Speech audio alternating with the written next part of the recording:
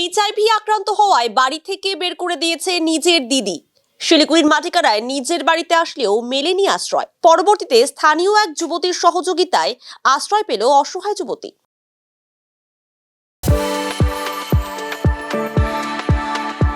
We are the dreamers, the achievers, and the leaders.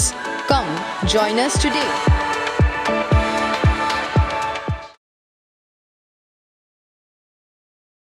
মাটিকাড়া থানা সংলগ্ন এলাকায় বাবা, মা ও দিদির সঙ্গে থাকতো যুবতী। গত 10 বছর আগে এইচআইভি আক্রান্ত হয়ে মৃত্যু হয় তার বাবা মায়ের। এরপর অসহায় হয়ে পড়ে দুই বোন। পরবর্তীতে কাজের জন্য দিল্লিতে যায় তারা। সেখানে কাজ করছিল দুই বোন।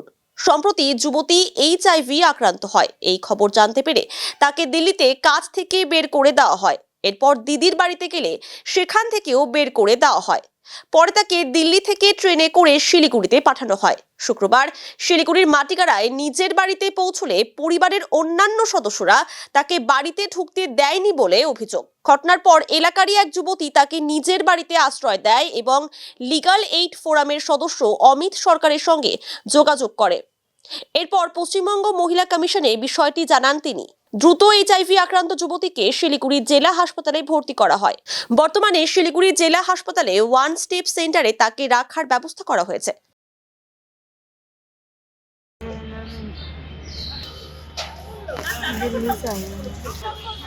दिल्ली से आई हूँ।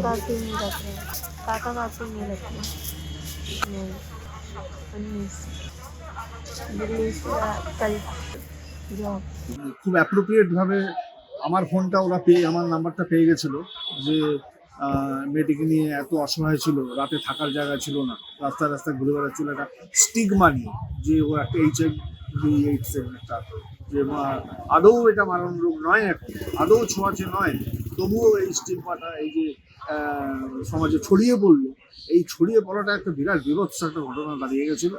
এবং আমাকে যখন কটা হবে তখন 4টের সময় ফোন করার পরে জানালো এবং সেই স্টিগমা দিল্লি থেকে নিয়ে এসছে। দিল্লিতে যখন 10 বছর ধরে মাটিকাড়া থানা আন্ডারে একটা গ্রাম আছে, সেখানে ওদের বাড়ি এবং 10 বছর ধরে সেখানে নেই।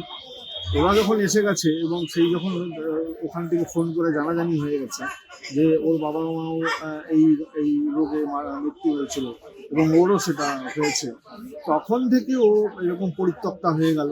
এবার যে ওকে রাখলো সাময়িক, তাকে বললাম যে ঠিক আছে আমাকে 2 মিনিট টাইম দাও। আমি সাথে সাথে জেলা আধিকারিকদের সাথে কথা বললাম। আমাদের একটা ওয়ান স্টপ সেন্টার আছে, এটা পশ্চিমবঙ্গ মহিলা কমিশন দেখাশোনা করে।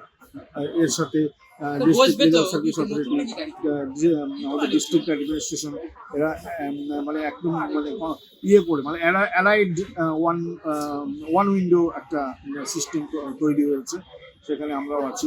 তো এবার ঘটনা হলো যখন এখানে বলা হলো তখন ডিস্ট্রিক্ট থেকে রিপ্লাই পাওয়া যায়নি। আমি তখন আমাদের chairperson West Bengal commission for women, যিনি সম্প্রতি এসেছিল, আমিও ছিলাম টিম মেম্বার হিসেবে, তখন এই ওয়ান স্টপ সেন্টারগুলোতে দেখা যাচ্ছিল যে লোক জানতে পারছে না প্রচারের অভাবে।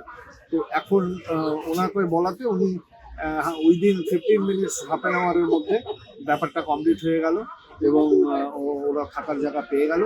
এখন এই ওয়ান স্টপ সেন্টারে যা যা গাইডলাইন আছে, যা অফিসিয়াল গভর্নমেন্টের যা যা রুল আউট আছে, সবগুলো করা হবে। আমরা সাহায্য করব এবং প্রতিবেশীরাও সহযোগিতা করবে, আর যাতে ও ভালো হয়ে ওঠে, ট্রিটমেন্ট ভালো করে হয় এবং আগামী দিনে যাতে সমাজের মূল স্রোতেও ফিরতে পারে।